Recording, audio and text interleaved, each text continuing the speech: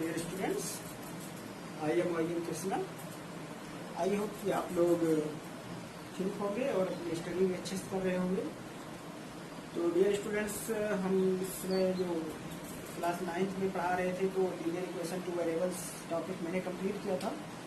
और class 9th में एक टॉपिक है Euclid geometry, introduction of Euclid geometry. Euclid geometry बहुत बड़ा मतलब सेंस है, लेकिन इंट्रोडक्शन ऑफ इक्वलाइड ज्योमेट्री है आपके यहाँ क्लास 9th में।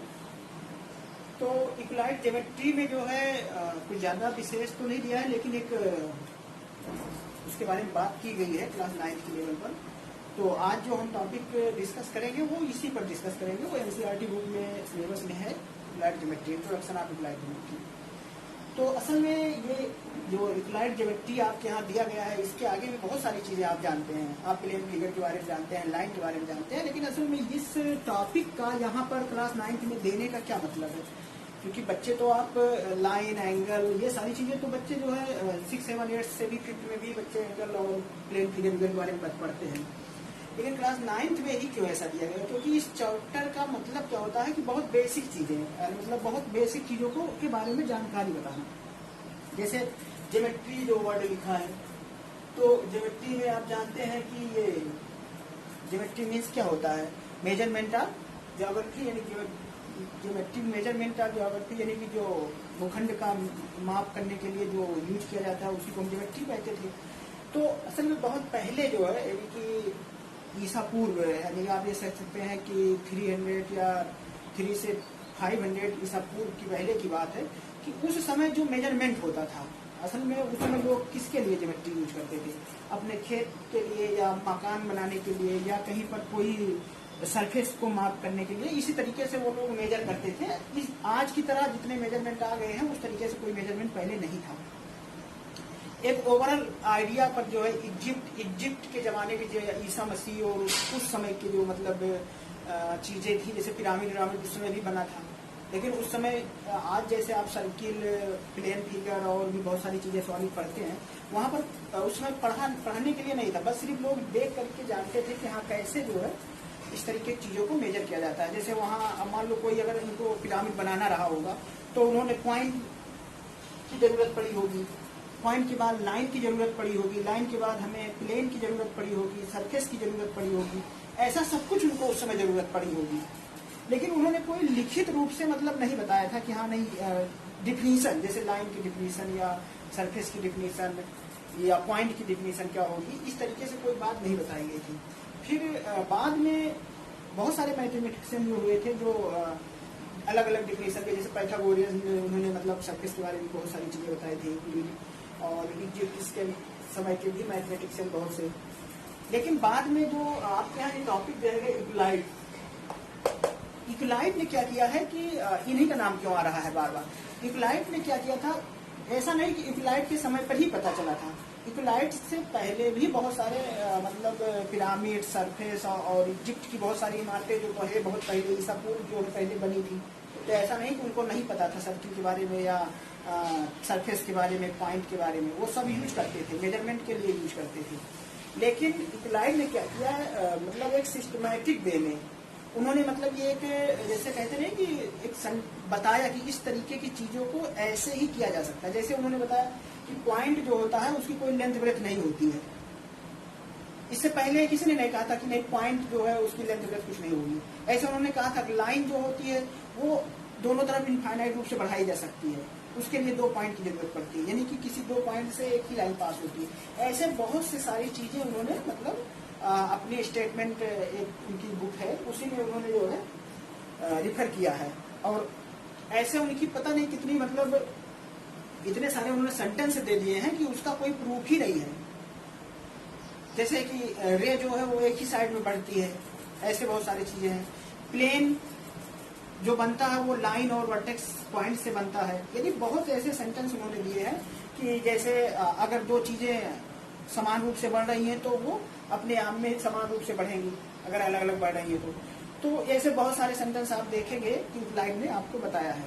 तो उन्हीं की कुछ बातें जो है यहाँ पर क्लास में दी गई है कि उन्हीं के कुछ जो उनको उन्होंने एक्जूम्स बोले हैं। जैसे मैथमेटिकल कॉन्सेप्ट में जो बात करते हैं, एक्जूम है, पासुलेट्स है, थ्योरम है, ये सारी चीजें आपको सरफेस, प्लेन, ये सब वर्टेक्स, ये बहुत सारी चीजें आपको मिलेगा, रेडियस, इन सब के बारे में सेंटेंस दिया गया है। कुछ मतलब ट्रू स्टेटमेंट जिसको हम प्रूव नहीं कर सकते। वैसे तो बहुत सारी चीजें प्रूव करने के लिए कहते हैं, लेकिन बहुत सारी ऐसी चीजें हैं प्रूव नहीं कर सकते हैं।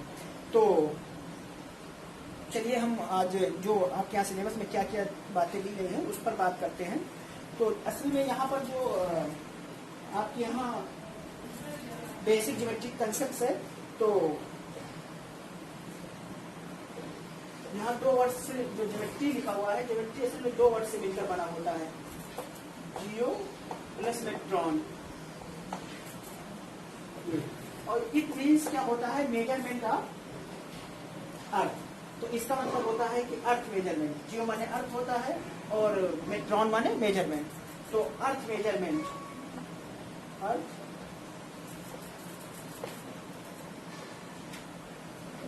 असल में ज्योमेट्री का मेन मतलब ही होता है कि मेजरमेंट, यानी कि जो सरफेस को मापने के लिए ही इजिप्ट मतलब के समय जो ईसा मसीह पहले के जो शताब्दी के समय इजिप्टिशियन जो मैथमेटिशियन थे, उन लोगों ने ही उस समय अर्थ या सरफेस को मापने के लिए ही ज्योमेट्री का यूज किया था।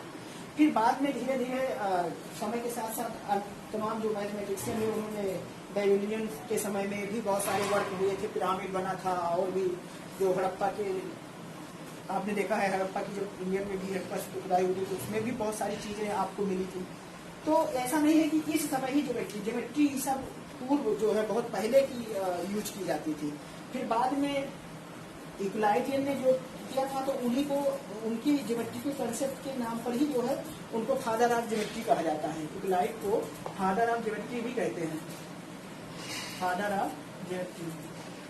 एक बार मैं बार बार कह रहा हूँ कि ऐसा नहीं है कि उनके समय पर ही ज्योमेट्री का विकास हुआ था, उनसे पहले भी ज्योमेट्री का विकास हुआ था, लेकिन किसी ने उसको मतलब एक सिस्टमैटिक मैथमेटिकल वे में रिप्रेजेंट नहीं किया था, बताया नहीं था उसके बारे में। तो ज्योमेट्री का मतलब सीधा ये है कि ये अर्थ मेजरमेंट हुआ। तो अब जो यहाँ पर आपके यहाँ पढ़ना है वो असल में हमें पढ़ना है कि यूक्लिडियन की जो कुछ अजम्पशन और एग्ज्यूम उन्होंने किए हैं उसके बारे में पढ़ना है। उन्होंने कुछ स्टेटमेंट दिया है, वो सब क्या है उसके बारे में हम लोग यहाँ पढ़ेंगे। तो यूक्लिड, डिवीजन, एग्ज्यूम, पासुलेट, इस तरीके से उन्होंने बहुत सारे हैं। उन्होंने बुक एक एलिमेंट नाम की बुक लिखी थी यूक्लिडियन ने, उनमें कम से कम उन्होंने बहुत सारे ऐसे सेंटेंस दे दिए हैं जिनकी कोई डिफिनीशन ही नहीं है। जैसे पॉइंट के बारे में उन्होंने कह दिया कि इसकी कोई ब्रेथ नहीं होती है। ऐसे आप तो लाइन के बारे में बताए थे कि वो ब्रेथलेस होती है, यानी कि उसकी कोई मोटाई नहीं होती है लाइन में। इस तरीके से और भी बहुत सारी चीजें बताया था उन्होंने। तो चलिए हम लोग देखते हैं कि एग्ज्यूम क्या होता है। जो इनका पहला कंसेप्ट है उन्होंने क्या दिया था, एग्ज्यूम बताया था, उसके बारे में देखते हैं। ओके डियर स्टूडेंट्स, तो चलिए कुछ हम लोग डिफिनीशन देख लेते हैं जो आपको जानना जरूरी है। तो जैसे पहला है एग्ज्यूम। एग्ज्यूम क्या होता है पहले इसके बारे में देखते हैं। तो an axiom is a basic fact which are taken for granted,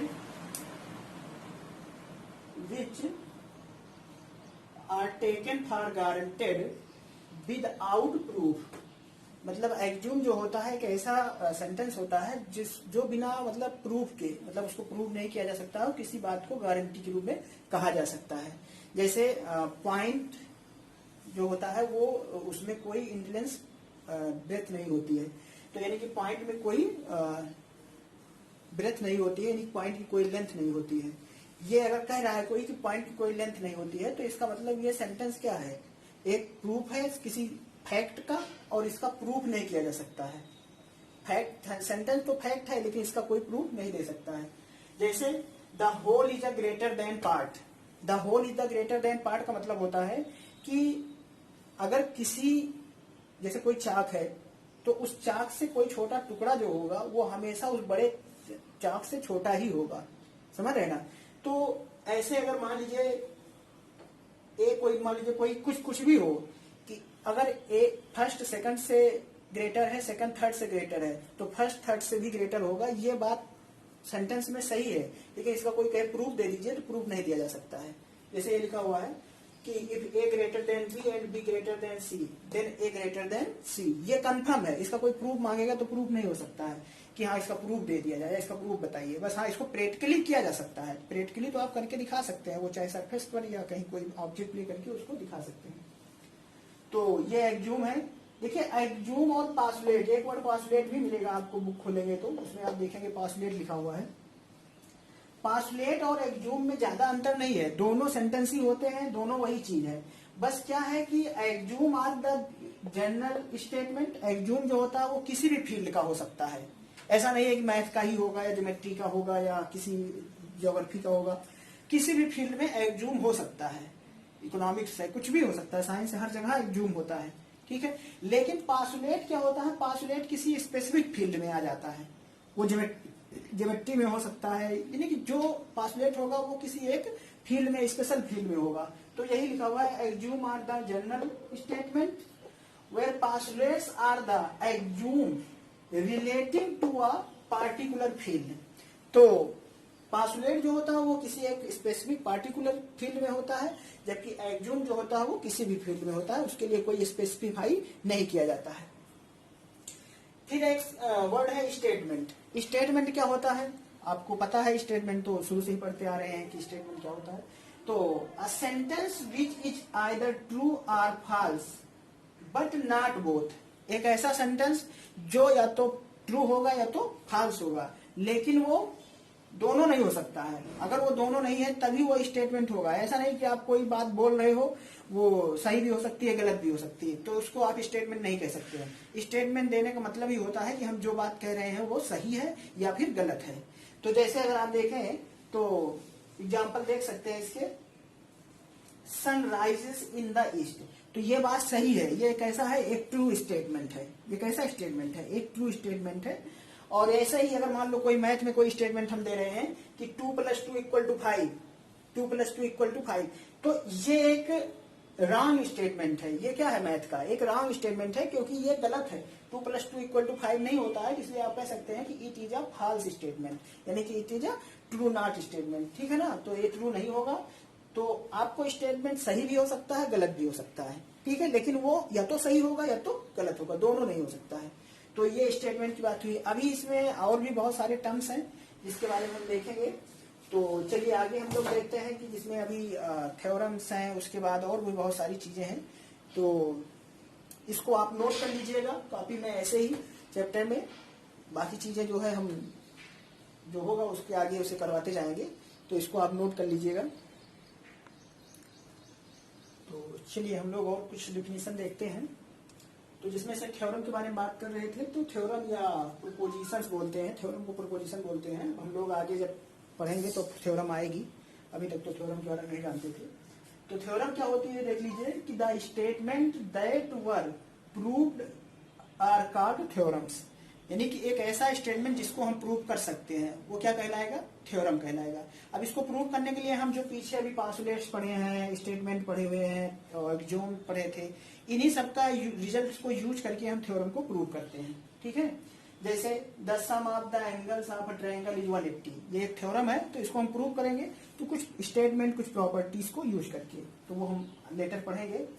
उसके बाद एक वर्ड होता है क्रोलरली। क्रोलरली जो होता है ये आपके यहाँ तो नहीं है, लेकिन फिर भी आप जानते रहिए कि जो results deduced from a theorem is called क्रोलरली।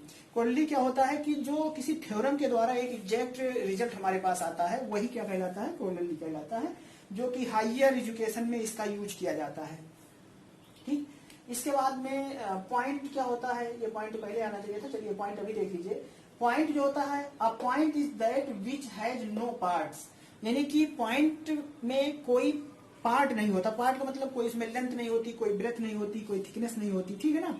तो इस तरीके से जो चीज होती है उसी को हम क्या कहते हैं, पॉइंट कहते हैं। फिर लाइन है, a line is a breathless length, तो लाइन एक ऐसी चीज है जो एक ऐसी लेंथ है जिसमें कोई ब्रेथ नहीं होती है, ठीक है ना। तो इस तरीके से हम कह सकते हैं कि लाइन जो होती है वो एक ब्रेथलेस लेंथ होती है, जो कि दोनों तरफ हम इसको इंटीग्रेट बढ़ा सकते हैं। एक वर्ड इसमें मिलेगा लाइन सेगमेंट। लाइन सेगमेंट क्या होता है, वो किसी लाइन का पार्ट होता है, यानी पोर्शन होता है। तो अ पोर्शन ऑफ अ लाइन जो होता है वही लाइन सेगमेंट होता है। लाइन सेगमेंट में क्या होगा, 2 एंड पॉइंट होगा, ठीक है ना। लाइन सेगमेंट में क्या होगा, 2 एंड पॉइंट होगा। तो ये तो बात हुई। अभी इसके आगे भी बहुत सारी चीजें टर्म्स हैं, जो जैसे रे है, हाफ लाइन है, और भी बहुत सारी चीजें होंगी। तो चलिए हम देखते हैं, इसको भी आप नोट कर लीजिएगा। तो देखिए, चलिए हम आगे कुछ और डिफिनीशन देख लेते हैं। जैसे इसमें देखिए रे के, ये सभी डिफिनीशन आप पहले भी जानते हैं, लेकिन यहाँ पर इसको हम रिवाइज करा दे रहे हैं एक बार। रे क्या होती है आपको पता है, a line segment A be extended in a one direction is called रे। जैसे ए बी कोई लाइन है, उसको एक ही डायरेक्शन में जब हम ले जाते हैं तो उसे हम रे कहते हैं। जैसे टार्च जानते होंगे आप। हाफ लाइन क्या होती है, मान लीजिए अगर कोई लाइन यल है, या मान लीजिए ए भी कोई लाइन है, और कोई उसके बीच में एक पॉइंट सी है, ठीक है ना। अगर पॉइंट सी इस तरीके से है कि A C equal to C B हो, यानी कि ये पॉइंट इस तरीके से हो कि A C equal to C B हो, तो हम ये कहते हैं कि ये ए सी और सी बी जो होता है वो हाफ हाफ लाइन होता है। यानी कि then we can say that कि A C and C B are half line of A B, ठीक है। तो ए बी आर यल, इस लाइन का यल नाम भी कह सकते थे, कुछ भी। कोलिनियर पॉइंट्स, ये भी आपको शायद पता होगा। कोलिनियर पॉइंट क्या होता है कि जब 3 और मोर पॉइंट्स जो होते हैं वो एक ही लाइन पर लाई करते हैं। क्या लिखा है, 3 और more than 3 points are set to be collinear if they are lies in the same line, ठीक है ना। अगर ये सभी लाइन जैसे एल एम एन पी एक ही लाइन पर है, तो इस तरीके के पॉइंट को हम कोलिनियर पॉइंट कहते हैं। ऐसे ही कॉन्करेंट लाइन लिखा हुआ है। कॉन्करेंट लाइन क्या होता है कि 3 और more line passes through 1 points. जब 3 या 4 लाइन जो होती है वो क्या होती है, 3-4 लाइन से ज्यादा लाइन, या 3-4 line plus more than line अगर एक ही पॉइंट से पास होती है तो उसे हम कॉन्करेंट लाइन कहते हैं। क्या कहते हैं, कॉन्करेंट लाइन। तो ये कुछ डिफिनीशन हुई। इसके बाद भी अभी इसमें बहुत सारी चीजें बाकी हैं। पास्टुलेट्स, कुछ इक्वलाइट्स के पास्टुलेट्स हैं, तो उसके बारे में भी हम लोग डिस्कस करेंगे। तो चलिए इतना नोट कर लीजिए, उसके बारे में हम आगे डिस्कस करेंगे। चलिए हम लोग देखते हैं कुछ और डिफिनीशन। तो हमने आपको जो है इससे पहले इंटरसेक्टिंग लाइन तक, आपको कॉन्करेंट लाइन तक बताया। अब आपको देखिए आगे है इंटरसेक्टिंग लाइन। तो इंटरसेक्टिंग लाइन क्या होती है कि 2 line having a common point is called intersecting line. यानी 2 लाइन ऐसी हो जो एक कॉमन पॉइंट रखती हो, उसी को हम क्या कहेंगे, इंटरसेक्टिंग लाइन कहेंगे, ठीक है। अगला है कि प्लेन। आपको प्लेन के बारे में भी पता होना चाहिए। जैसे ये बोर्ड दिख रहा है ना, ये बोर्ड एक प्लेन है। इस पर आप कोई भी लाइन खींचोगे कहीं से भी, किसी भी 2 पॉइंट, जैसे एक पॉइंट ये है, अगर लाइन खींचोगे तो ये पूरी लाइन जो है इस प्लेन पर लाई करेगी, ठीक है। तो ऐसा सरफेस जिस पर 2 पॉइंट को ज्वाइन किया जाए तो पूरी तरीके से लाइन उस पर लाई करे, तो उसी को हम प्लेन कहते हैं। जैसे a plane is a surface such that every point of the line joining any 2 points on it lies on it। समझ रहे ना। तो इस तरीके के सरफेस को हम क्या कहेंगे, प्लेन करेंगे। इसके बाद में पैरेलल लाइन क्या है कि 2 line in a plane are set to be parallel. किसी प्लेन में 2 लाइन क्या कहलाती है, पैरेलल कहलाती है, अगर उनके बीच कोई भी कॉमन पॉइंट ना हो, if they have no point in common. तो जैसे 2 लाइन है, ये दोनों लाइन प्लेन में खींची गई है, इनके बीच कोई कॉमन पॉइंट नहीं है, इसलिए दोनों क्या है, पैरेलल है, ठीक है। अब कॉमन पॉइंट मतलब ये इस पूरे प्लेन पर चाहे जहां तक बढ़ा दीजिए, कहीं वो कॉमन पॉइंट नहीं देंगी। पैरेलल लाइन की डिफिनीशन यही होती है कि वो उन दोनों लाइन को इन्फिनिटली चाहे उस सरफेस पर जहां बढ़ा दीजिए, लेकिन वो कभी कॉमन पॉइंट नहीं देंगी, मतलब कभी इंटरसेक्ट नहीं करेंगी। तो जैसे ये नीचे दोनों 2 लाइन लिखा गया है, इसमें भी यही। तो ये तो बात हुई कुछ इंपॉर्टेंट डिफिनीशन की। अब एनसीईआरटी में जो आपके यहाँ सिलेबस में पढ़ना है वो इक्वलाइट्स के 5 पास्टुलेट्स हैं। हम अब बारी बारी से उसके जो पास्टुलेट्स 5 पास्टुलेट्स दिए गए हैं उस पर भी डिस्कस कर लेंगे, ठीक है ना। तो चलिए हम लोग 5 पास्टुलेट पर डिस्कस कर लेते हैं कि वो 5 पास्टुलेट्स क्या हैं। तो चलिए डियर स्टूडेंट्स, हम लोग, आप सबके पास बुक है, आप अपनी बुक में देखिएगा, एनसीईआरटी बुक में पेज नंबर 82 पर। तो वहां पर आपको इक्वलाइट्स 5 पास्टुलेट, इक्वलाइट्स में जो है वैसे पास्टुलेट तो बहुत सारे दिए हैं, ऐसा नहीं है कि उन्होंने पास्टुलेट तो बहुत सारे दिए हैं, लेकिन उनके कुछ पास्टुलेट्स और एग्जाम्पल को हम लोग यहाँ देखेंगे, जो कि आपके सिलेबस में 5 पास्टुलेट्स मेन है, उन्हीं पर डिस्कस किया गया है। तो चलिए हम लोग एक एक करके डिस्कस कर लेते हैं। डायरेक्टली ऐसे ही, क्योंकि इसमें लिखा तो बहुत है, लेकिन बुक से आप देखेंगे तो ज्यादा समझ में आएगा। तो पासलेट फर्स्ट देखिए क्या कह रहा है कि a straight line may be draw from any one point to any other points. देखिए कोई भी स्ट्रेट लाइन जो है अगर आप ड्रा करें किसी एक पॉइंट से, तो हम उसको क्या कर सकते हैं, जैसे मान लीजिए एक पॉइंट ये है और एक पॉइंट ये है, तो किसी भी स्ट्रेट लाइन को हम एक पॉइंट से दूसरे पॉइंट तक ड्रा कर सकते हैं, ठीक है ना। कोई भी स्ट्रेट लाइन आप ले लीजिए, उसको अगर किसी पॉइंट से ड्रा करेंगे तो वो किसी दूसरे पॉइंट तक ही जाके ड्रा की जा सकती है, ये पासलेट में कहा गया था। लेकिन इतनी बात को, इसी बात को यूक्लाइड ने क्या किया, एक्जूम बना दिया। यूक्लाइड ने इसको एक्जूम में कन्वर्ट कर दिया। इस पासलेट में यह कहा गया था किसी भी लाइन को एक पॉइंट से हम दूसरे पॉइंट तक ड्रा कर सकते हैं स्ट्रेट लाइन को, लेकिन बाद में इसको यूक्लाइड ने क्या किया है, एक अपना एक्जूम ही दे दिया है, जो कि वो इस तरीके से कहते हैं कि गिवन टू डिस्टिंक्ट पॉइंट्स। उन्होंने जो कहा था कि given two distinct points there is a unique line that passes through them. इसी स्टेट पासलेट को उन्होंने अप्लाई करके एक्जूम दे दिया, ये कह दिया कि किसी भी दो डिस्टिंक्ट पॉइंट से सिर्फ एक लाइन पास की जा सकती है। समझ रहे हो ना, जैसे एक पॉइंट मान लो ये है और एक पॉइंट ये है, तो इस पॉइंट से तो बहुत सारी लाइन पास होगी, इस पॉइंट से बहुत सारी लाइन पास होगी, ऐसे ही इस पॉइंट से भी बहुत सारी लाइन पास होगी, ठीक है। लेकिन अगर इन दोनों पॉइंट से कोई कहे लाइन पास होने का, तो वो कह रहे थे कि एक लाइन पास की जा सकती है इस पॉइंट से। तो 2 पॉइंट से सिर्फ टू डिस्टिंक्ट पॉइंट से only one straight line are passes through. जैसे ये पॉइंट पी हो, ये क्यू हो, तो इस तरीके से पी और क्यू से सिर्फ एक लाइन पास की जा सकती है। तो ये आपका एक्जूम 5.1 था। इसके बाद में आपको दिया गया है कि पासलेट नंबर 2। पासलेट नंबर 2 क्या दिया गया है, पासलेट नंबर 2 कह रहा है कि a terminated lines can be produced indefinitely. कोई भी टर्मिनेटेड लाइन जो होती है उसको हम इनडेफिनेटली जो है प्रोड्यूस कर सकते हैं, पासलेट है। पासलेट क्या है कि किसी भी टर्मिनेटेड लाइन को, जैसे कोई लाइन हम खींच रहे हैं तो उसको इनडेफिनेटली जो है हम आगे पीछे बढ़ा सकते हैं। जैसे ये लाइन है, इसको इधर जितना चाहे उतना बढ़ा दें, इतना चाहे इधर बढ़ा दें। तो ये पासलेट नंबर 2 है यूक्लाइड्स का, समझ रहे ना, ये यूक्लाइड का पासलेट नंबर 2 है कि हम किसी भी लाइन को इनडेफिनेटली जो है बढ़ा सकते हैं, ठीक है, कहीं भी तक। तो ये आपका पासलेट नंबर 2 था। ऐसे ही पासलेट नंबर 3 है। पासलेट नंबर 3 के बारे में देख लीजिए क्या कह रहा है। तो पासलेट नंबर 3 देखिए, ये इंपॉर्टेंट है अपने आप में। तो पासलेट नंबर 3 है कि अ circle can be draw with any centre and any radius. जो सर्किल होता है, जैसे सर्किल आप कहीं भी सर्किल ड्रा कर सकते हैं, समझ रहे ना, कभी भी कहीं भी सर्किल ड्रा कर सकते हैं, किसी भी सेंटर पर और किसी भी रेडियस से। आप किसी भी प्लेन फिगर जहां चाहे वहां सर्किल ड्रा कर सकते हैं। जैसे यहां पर है, हम यहां सर्किल ड्रा कर सकते हैं, बस क्या होगा, कोई एक सेंटर होगा और किसी एक रेडियस पर।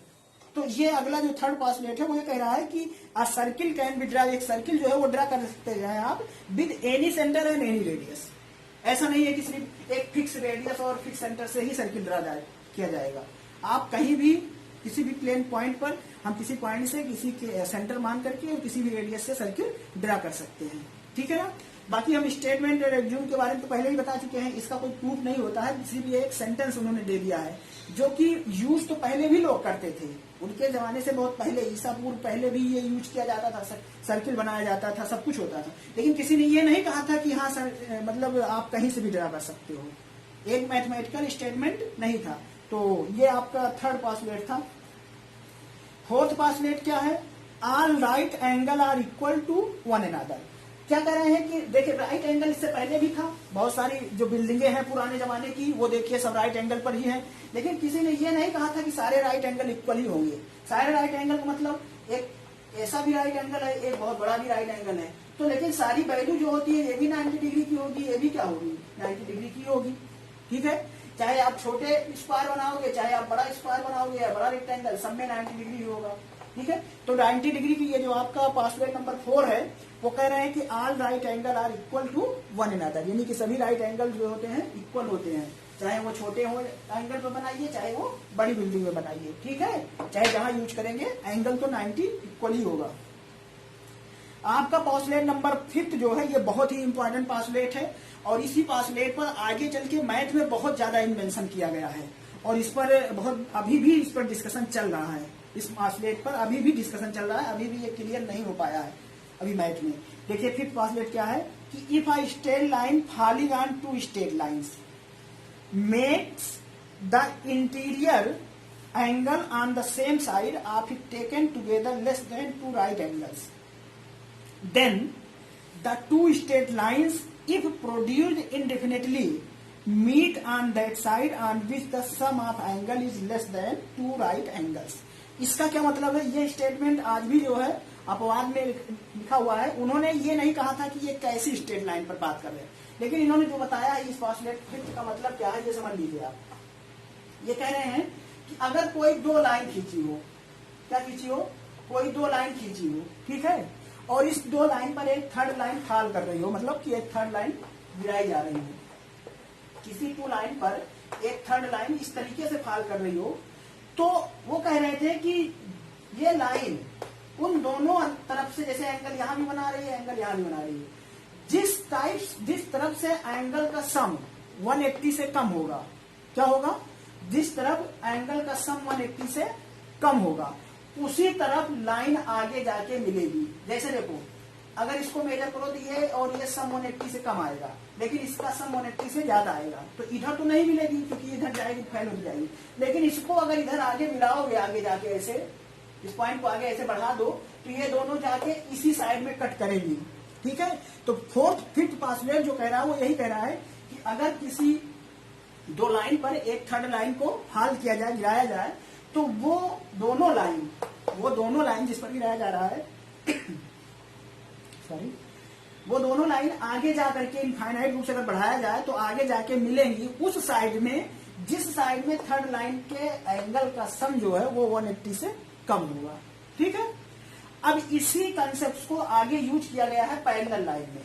तो इसका मतलब हुआ कि अगर दोनों के सम 180 आ जाएगा तब कैसी लाइन आ जाएगी? इसका मतलब वो कभी कटेगी ही नहीं। यही तो बात कहा गया कि अगर वो लाइन देने की ऐसे खींचा आपने और अगर इसका सम 180 आ गया, ये 90, तो इसका मतलब ये दोनों लाइन क्या होगी? कभी कटेगी ही नहीं। तो आपको पैरेलल लाइन के जब हम पढ़ाएंगे, लाइन एंड एंगल में पैरेलल लाइन पढ़ाएंगे, तो वहां ये सारी चीजें बताएंगे, वो सब अलग चीज है। इसके बाद में ये तो खैर plane figure, plane straight line में बात हुआ। बाद में इस पर अभी रिसर्च चल रहा था इस स्टेटमेंट पर, कि स्टेटमेंट में रिसर्च जो चल रहा है वो आगे चल के बहुत सारे उसमें आप अभी अगली एक्सरसाइज में जब पढ़ेंगे तो इनके फिफ्थ पॉस्टुलेट का एक ऑप्शन आया हुआ है कि स्फीयर में तो यूक्लिडियन ज्योमेट्री, इन्हीं के पॉस्टुलेट को यूक्लिडियन ज्योमेट्री नाम दिया गया है, जहां पर उन्होंने जैसे स्फीयर जो होता है, स्फीयर को भी बीच से काट सकते हैं, ऐसे छोटे छोटे पार्ट में काटेंगे तो ये भी एक लाइन ही होती है, ये भी एक क्या होती है? लाइन होती है।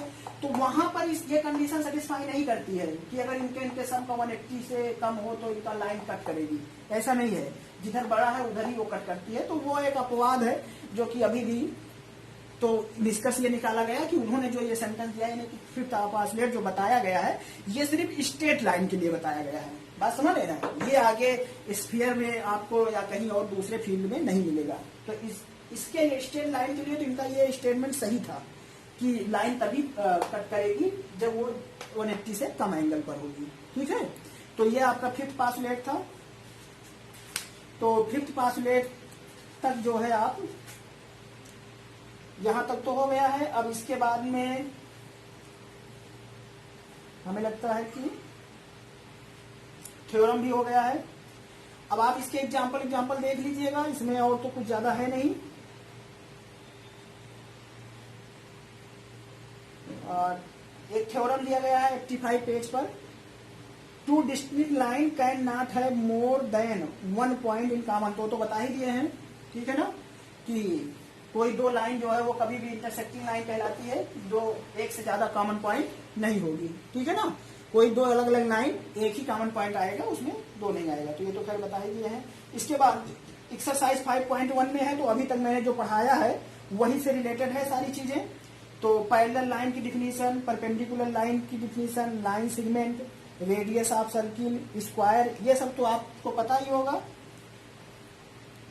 तो परपेंडिकुलर लाइन क्या होती है? टू लाइन मेक्स एंगल 180, तो वो परपेंडिकुलर होती है। लाइन सेगमेंट बता ही दिए हैं। रेडियस ऑफ सर्किल क्या होता है कि सेंटर से बाउंड्रीज की जो दूरी होती है वो इक्वल होती है, ठीक है ना, उसी को रेडियस कहते हैं। और स्क्वायर भी ऑल साइड्स आर इक्वल। तो ये आप करिए।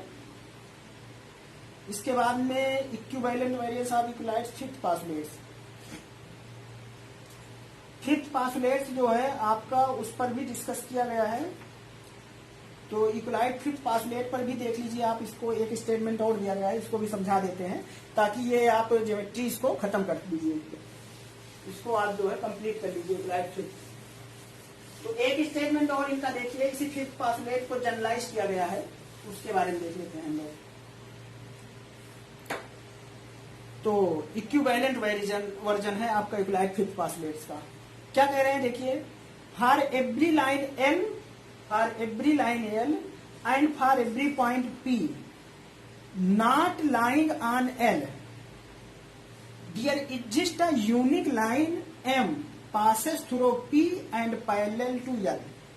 अब देखिए उसी फिफ्थ पासुलेट का मैंने अभी बताया था कि जैसे आपको मैंने ये बताया था ना कि ये आपको इस तरीके से लाइन है, ये फिफ्थ पासुलेट ऐसे कहा था उन्होंने कि एक लाइन थर्ड ऐसे पास होती है, अगर ये दोनों आगे मिलाई जाएंगी तो इनका एंगल अगर 90 180 से कम है तब ये जाके आगे मिलेगी।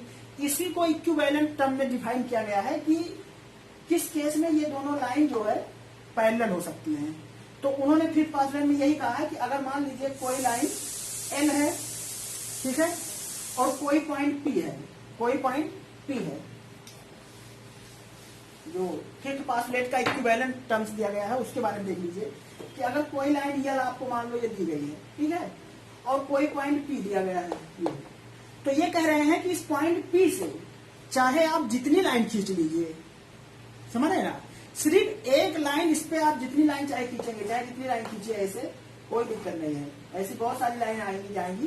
कह रहे हैं कि कोई भी लाइन ऐसी खींचिए, उससे कोई प्रॉब्लम नहीं, इस पे एक लाइन ऐसी होगी जो इस लाइन यल के पैरेलल होगी, एक लाइन ऐसी मिलेगी जो इस यल लाइन के पैरेलल होगी। तो किसी भी लाइन के एक्सटीरियर पॉइंट से ओनली वन पैरेलल लाइन खींच सकते हैं किसी एक पॉइंट से, समझ रहे हो ना। ये फिफ्थ पासुलेट का ही एडवांस पार्ट है, इक्विवेलेंट पार्ट यही है कि सिर्फ only one line passes through the parallel line given points and parallel lines, ठीक। तो वो कह रहे हैं कि अगर कोई लाइन दी गई है, कोई पॉइंट दिया गया है, तो उस पॉइंट से सिर्फ एक लाइन ऐसी होगी जो इस गिवन लाइन के पैरेलल होगी और उस पॉइंट से होकर पास होगी। बाकी आप कोई लाइन खींचिए, कोई भी लाइन इसके पैरेलल और नहीं आएगी उस पॉइंट से, ठीक है। तो ये इस पासुलेट का मतलब यही था।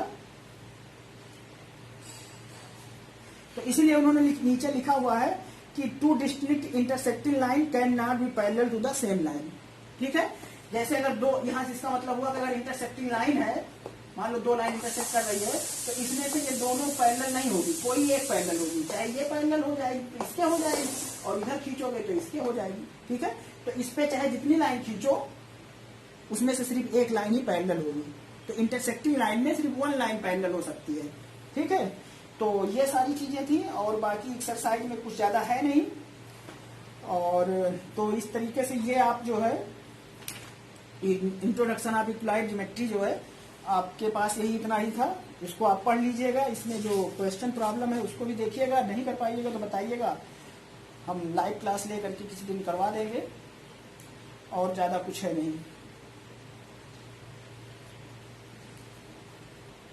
तो ये एक्सरसाइज 5.2 में जैसे पहले क्वेश्चन में तो कुछ है ही नहीं। दूसरा है does Euclid fifth postulate implies the existence of parallel lines. Yes, existence of parallel line है, तो तभी तो मैंने बताया, तो ये पैरेलल लाइन की ही एग्जिस्टेंस है, यानी कि 180 इक्वल टू आ जाएगा तो वो पैरेलल हो जाएगी।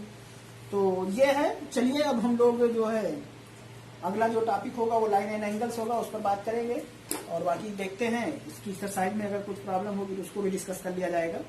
तो इस तरीके से इक्विलाइट में बहुत सारी चीजें और भी हैं, अब उसको डिस्कस नहीं करना है, वो सब आगे धीरे धीरे आप एप्लीकेशन में पढ़ेंगे, उनके स्टेटमेंट को यूज करके सेंटेंस थ्योरम जो चीजें आगे बन रही हैं वो सभी चीजें यूज की जाती हैं। तो चलिए हम लोग मिलेंगे नेक्स्ट लेक्चर में, तब के लिए थैंक यू।